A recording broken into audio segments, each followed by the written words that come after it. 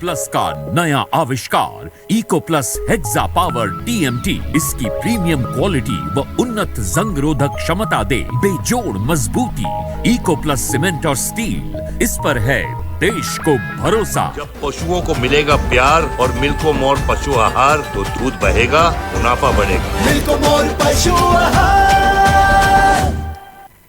खुदी को आजमाया है तो ये अंदाज आया। तुम में भी मैं हूं शुद्ध प्लस पान मसाला। नमस्कार, आप देख रहे हैं आपका अपना चैनल लोकमंच न्यूज और मैं हूं आपके साथ सत्यम गौर। अमेठी के मुसाफिर खाना कोतवाली अंतर्गत ग्राम चंदापुर पलिया में शव मिलने से हड़कंप मच गया है और गांव के निवासी महेश पुत्र छोटेलाल उम्र लगभग 20 वर्ष है जिसका यहां पर शव मिला है। अब वो आपको बताते चले कि बीती किसी रात को काम के लिए घर से निकला था और जिसके बाद परिजनों ने युवक को खोजने की कोशिश की तो युवक का शव कुएं में डला हुआ मिला है। घटना पर पहुंची पुलिस पूरे मामले की जांच पड़ताल कर रही है। फिलहाल पुलिस ने शव को कब्जे में लेकर पोस्टमार्टम के लिए भेज दिया है। वहीं परिजनों का रो रो कर बुरा हाल है।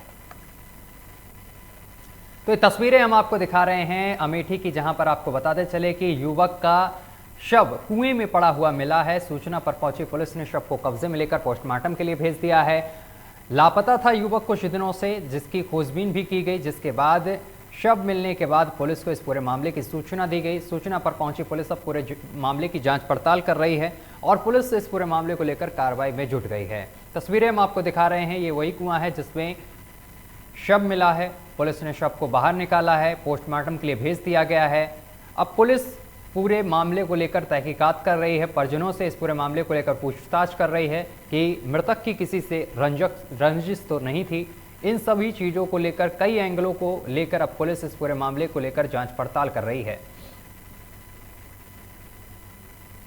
खबरों में आगे बढ़ेंगे। बस्ती जिले में पुलिस का बदमाशों को लेकर खौफ नजर नहीं आ रहा है और जानकारी के मुताबिक जेल में रिहा होने के बाद अपराधी लगातार घटनाओं को अंजाम दे रहे हैं। ताजा मामला गौर थाना क्षेत्र अंतर्गत स्थित धोबाहा गांव का है, जहां पर चुनावी रंजिश को लेकर दबंगों ने करीब 2 दर्जन पेड़ों को धराशाही कर दिया है और खेत में लहलहा रही 2 बीघा गेहूं की फसल को भी चौपट कर दिया है, यानी कि पूरी तरीके से उसको पट्ट कर दिया है। तस्वीरें भी हम आपको गेहूं की फसल की दिखा रहे हैं, जो लहरा रही थी ये 2 बीघा की फसल, इसको बर्बाद कर दिया गया है। ग्रामीणों का आरोप है कि पुलिस ने दबंगों के खिलाफ मुकदमा दर्ज नहीं किया है। तो पीड़ितों का आरोप है कि पुलिस ने इन दबंगों के खिलाफ मामला अभी तक दर्ज नहीं किया है। खेत में पेड़ों को, जो हरे हरे पेड़ थे, उनको काट डाला गया है। इसके साथ किसान की फसल को भी नष्ट कर दिया गया है। तस्वीरें हम आपको साफ तौर पर दिखा रहे हैं। गेहूं की पकी हुई फसल है जो खड़ी हुई थी, जो किसान ने बड़ी ही मेहनत के साथ इस फसल को खड़ा किया था, इसको दबंगों के द्वारा नष्ट कर दिया गया है। और इसके साथ ही आपको ये भी बताते चले कि इस फसल को नष्ट किया गया है। इसके साथ ही पेड़ जो लगे हुए थे हरे भरे, उनको भी दबंगों के द्वारा काट डाला गया है। और इसके साथ ही पीड़ित का आरोप है कि पुलिस ने अभी तक मामला दर्ज नहीं किया है। इस पूरे मामले को लेकर किसी भी तरीके की कार्रवाई होती हुई नहीं दिखाई दे रही है। तो ये थाने की तस्वीर और दूसरी तरफ पीड़ित किसान की खेत की तस्वीर हम दिखा रहे हैं। एक खेत की तस्वीर है जहाँ पर आप देख सकते हैं किस तरीके से गेहूं की फसल को चौपट कर दिया गया है, नष्ट कर दिया गया है, बर्बाद कर दिया गया है। भारी नुकसान हुआ है किसान का। और बदमाशों को पुलिस का इस तस्वीर को देखते हुए ये देखना पड़ रहा है कि बदमाशों को पुलिस का बिल्कुल से भी खौफ नहीं रह गया है। और खबर पर ज्यादा जानकारी के साथ हमारे संवाददाता दिलीप हमारे साथ जुड़ गए हैं। दिलीप, 2 बीघा गेहूं की फसल को नष्ट किया गया, हरे भरे के जो पेड़ थे उनको काटा गया है। अभी तक दबंगों पर किसी भी तरीके की कार्रवाई हुई है पुलिस की तरफ से? संपर्क हमारा टूट गया है दिलीप से, एक बार फिर से संपर्क साधने की कोशिश करेंगे। और एक और बड़ी खबर बस्ती से सामने निकल कर आ रही है। बस्ती थाने के सामने करवल कॉलोनी में तेजी से धकधका रही भट्टियां। बड़ी जानकारी आप तक पहुंचा रहे हैं। पुलिस ने आबकारी विभाग के लिए अवैध शराब को बंद कराना बना है चुनौती। छिटपुट बरामदगी कर पुलिस और आबकारी विभाग के जिम्मेदार लूट रहे हैं वाहवाही। छानबीन की गई है, जिसके बाद आपको बताते चले कि छावनी पुलिस और आबकारी विभाग अवैध शराब के धंधे पर रोक लगाने में नाकाम नजर आ रहा है। पुलिस और आबकारी विभाग की कार्यशैली पर सवाल भी उठ रहे हैं। बड़ी जानकारी आप तक पहुंचा रहे, छुटपुट घटनाओं पर रोक लगा रहा है आबकारी विभाग और अपनी वाहवाही लूटता हुआ नजर आ रहा है, लेकिन अभी भी जो भट्टियां हैं वो धधक रही हैं, उन पर किसी भी तरीके की कार्रवाई नहीं हो रही है। बस्ती थाने के सामने करवल कॉलोनी में तेजी से धधक रही हैं भट्टियां। पुलिस और आबकारी विभाग के लिए अवैध शराब को बंद करना बड़ी चुनौती है, लेकिन पुलिस इन भट्टियों पर कब कार्रवाई करती है ये देखना होगा। लेकिन छुटपुट जो घटनाएं हैं छोटी मोटी, उन पर पुलिस नकेल कसती हुई दिखाई दे रही है।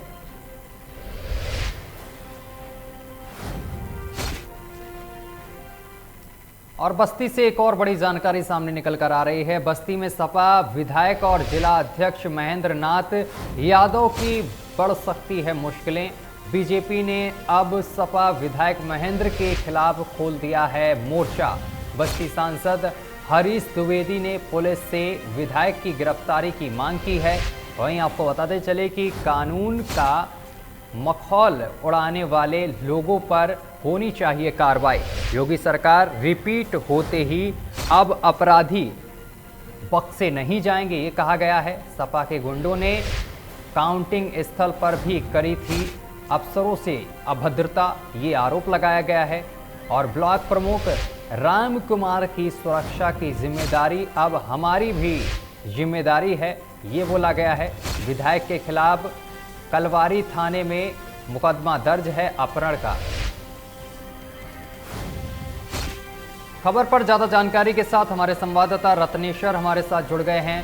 रत्नेश्वर, यहां पर कई तरीके की बात सामने निकल कर आई है। अगर मामले की बात की जाए, जिस तरीके से अपहरण का मुकदमा दर्ज किया गया है, इसको लेकर अभी तक कार्रवाई क्या कुछ हुई है? जी, मैं आपको सत्य बता दूं, बस्ती के सांसद हरीश द्विवेदी ने इस मामले को लेकर सीरियसली बरतते हुए उन्होंने कहा है कि योगी शासन में अपराधियों के लिए कोई जगह नहीं है और उन्होंने बस सदर विधायक महेंद्र यादव के खिलाफ गिरफ्तारी के लिए एक मोर्चा खोल दिया है। और दूसरी तरफ मैं आपको बता दूं, जिसके जो राम कुमार हैं, उन्होंने मीडिया को ये बयान दिया है कि मैं अपने मर्जी से यहाँ महेंद्र यादव के खिलाफ रह रहा था।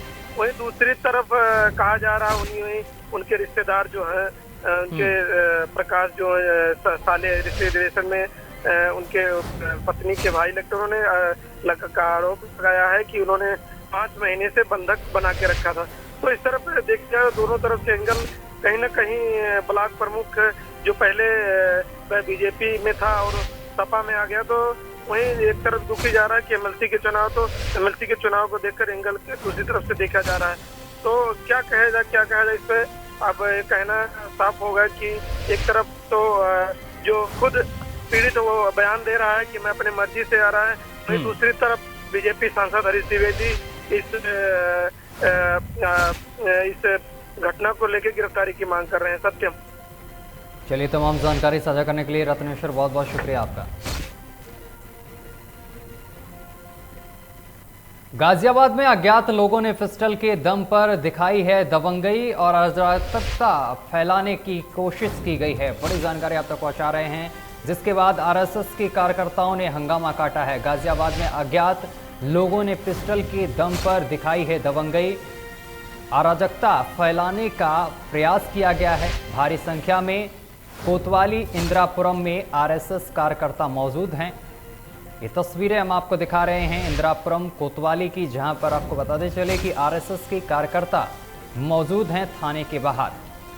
तस्वीरें हम आपको दिखा रहे हैं। गाजियाबाद में अज्ञात लोगों ने पिस्टल के दम पर दबंगई दिखाई है, अराजकता फैलाने का आरोप लगाया गया है और भारी संख्या में कोतवाली इंदिरापुरम में आरएसएस कार्यकर्ता मौजूद हैं, अपनी बात को रख रहे हैं वहां पर।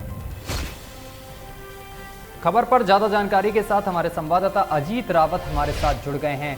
अजीत, कुछ लोगों ने पिस्टल के दम पर दहशत फैलाने की कोशिश की है, क्या कुछ पूरा मामला है और इन पर कोई पहचान हो पाई, इनके ऊपर कोई कार्रवाई हुई अभी तक पुलिस की तरफ से? जी देखिए सत्य मैं आपको बता दूं कि ये कल रात की घटना है, जहां पर एक तरफ जो होली में एक तरफ पुलिस जो है पूरी सावधानी से मुस्तैद नजर आ रही थी, यहीं दूसरी तरफ ये देखने को मिला कि कुछ मुस्लिम समुदायों के लोगों ने कुछ युवा थे जो जिनके हाथों में पिस्टल देखी गई थी और जिन्होंने कुछ हिंदू परिवार को वहां पे हिंदू मुस्लिम फैलाने की यहाँ पे पूरा जोर लगा दिया था, जिसको लेकर के जो आरएसएस के कार्यकर्ता थे उनके बेटे थे जिनके ऊपर बदमाशी दिखाई गई है पिस्टल को दिखा करके। फिलहाल वहां पर जो मौके पे 5 लोग थे जिनके पांचों के पास पिस्टल दिखाई दी थी, उसके बाद 3 लोग वहां से फरार हो गए। मौके पर जब पुलिस पहुंचती है तो पुलिस भी उनका साथ देती है। वहीं दूसरी तरफ जो इंदिरापुरम कोतवाली है वहां पर पूरी भारी संख्या में वहां पर आरएसएस के तमाम जो कार्यकर्ता है अधिकारी है वहां मौजूद होते हैं। उसके बाद पुलिस संज्ञान में लेकर के मामले को दर्ज करके आगे मुकदमा करती है। जी चलिए, तमाम जानकारी साझा करने के लिए अजीत रावत आपका बहुत बहुत शुक्रिया।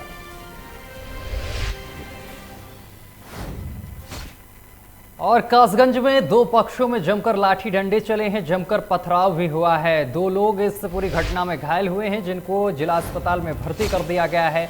डीजे बजाने को लेकर यह विवाद हुआ था। जो विवाद की वजह सामने निकल कर आई है वो ये है कि दोनों पक्षों में डीजे बजाने को लेकर विवाद हुआ था। होली का पर्व चल रहा था और इस दौरान डीजे बजाने को लेकर दोनों पक्षों में विवाद हो गया। विवाद इतना बढ़ गया कि दोनों पक्षों में जमकर लाठी डंडे चल गए। लाठी डंडे के साथ पथराव भी हुआ और सोशल मीडिया पर इसका वीडियो भी जमकर वायरल हो रहा है। तस्वीरें मैं आपको दिखा रहे हैं, देखिए तस्वीरों में किस तरीके से मारपीट का ये वीडियो जमकर वायरल हो रहा है। और होली के दौरान कई जगह से ऐसी तस्वीरें सामने निकल कर आई हैं। अगर अनुमान लगाया जाए तो हर जिले से ऐसी ही तस्वीरें सामने निकल कर आई हैं जहां पर जमकर लाठी डंडे चले हैं, पथराव हुआ है। और ऐसी ही एक तस्वीर हम आपको कासगंज से दिखा रहे हैं जहां का एक वीडियो सोशल मीडिया पर तेजी से वायरल हो रहा है। ये पूरा मामला सोरो कोतवाली क्षेत्र के मिर्जापुर गांव का बताया जा रहा है। तो ये पूरी घटना मिर्जापुर गांव की है जहां पर 2 पक्षों में डीजे बजाने को लेकर विवाद हो गया। विवाद इतना बढ़ गया कि दोनों पक्षों में जमकर लाठी डंडे चले हैं। इस पूरी घटना में 2 लोग घायल बताए जा रहे हैं जिनको जिला अस्पताल में भर्ती कर दिया गया है। इसके साथ ही पुलिस अब पूरे मामले की जांच पड़ताल कर रही है। खबर पर ज्यादा जानकारी के साथ हमारे संवाददाता जुम्मन कुरैशी हमारे साथ जुड़ गए हैं। जुम्मन, 2 पक्षों में जमकर विवाद हुआ है, क्या कुछ पूरा मामला है? जी सत्यम जी, मैं आपको बता दूं पूरा मामला कासगंज जनपद के सोरा थाना क्षेत्र के गांव मिर्जापुर का है, जहां 2 पक्षों में डीजे लेकर विवाद हुआ था जिसमें 2 लोग घायल हुए हैं और घायलों को उपचार के लिए जिला अस्पताल भर्ती कराया गया है। इस पूरे मामले को लेकर पुलिस की तरफ से अभी तक क्या कुछ कार्रवाई देखने को मिली है? किसी की गिरफ्तारी हुई है? जी मैं आपको बता दूं अभी तक पुलिस की तरफ से कोई कार्रवाई नहीं, गिरफ्तारी नहीं हुई है और जो पुलिस को तहरीर मिलने के आधार पर ही मामला दर्ज किया जाएगा। जुम्मन, जो इस पूरे घटनाक्रम में 2 लोग बताए जा रहे हैं जिनकी हालत गंभीर बताई जा रही है, जिनको जिला अस्पताल में भर्ती किया गया है, उनकी अगर स्थिति की बात की जाए तो क्या कुछ उनकी स्थिति बनी हुई है? जी मैं आपको बता दूं उनके दोनों लोगों के चोटें आई हैं और दोनों का इलाज चल रहा है। हालत अभी नॉर्मल बताई जा रही है दोनों की। जुम्मन, इस पूरे मामले को लेकर पुलिस के उच्च अधिकारियों का क्या कुछ कहना है? किस तरीके से कार्रवाई की जा रही है? क्योंकि ऐसी तस्वीरें कासगंज के अदर जिले से भी सामने निकल कर, कासगंज के साथ साथ और भी जिले हैं जो हैं उत्तर प्रदेश में, वहां से भी ऐसी तस्वीरें सामने निकल कर आई। अगर कासगंज की बात की जाए तो कासगंज के कई ऐसी जगह हैं जहां से ऐसी तस्वीरें सामने निकल कर आई कि होली के पर्व पर कई जगह विवाद हुआ है। तो अगर मिर्जापुर की बात की जाए, जो मिर्जापुर गाँव है जहाँ पर ये विवाद का वीडियो वायरल हो रहा है, इसको लेकर पुलिस का क्या कुछ कहना है और किस तरीके से इन लोगों के ऊपर कार्रवाई की जा रही है? जी मैं आपको बताता पुलिस का कहना है कि जो भी इसमें दोषी होगा और उसके खिलाफ सख्त से सख्त कार्रवाई की जाएगी। चलिए, तमाम जानकारी साझा करने के लिए जुम्मन कुरैशी आपका बहुत बहुत शुक्रिया। तस्वीरें हम आपको लगातार दिखा रहे हैं किस तरीके से वीडियो जमकर वायरल हो रहा है।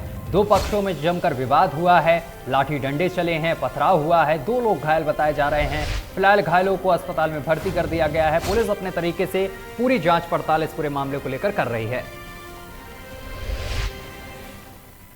चलिए वक्त एक छोटे से ब्रेक का। ब्रेक के उस पार खबरों का सिलसिला लगातार जारी रहेगा। जब तक देखते रहिए आपका अपना channel Lokmanch news. Eco plus का नया आविष्कार eco plus hexa power TMT इसकी प्रीमियम क्वालिटी व उन्नत जंग रोधक क्षमता दे बेजोड़ मजबूती। इको प्लस सीमेंट और स्टील, इस पर है देश को भरोसा।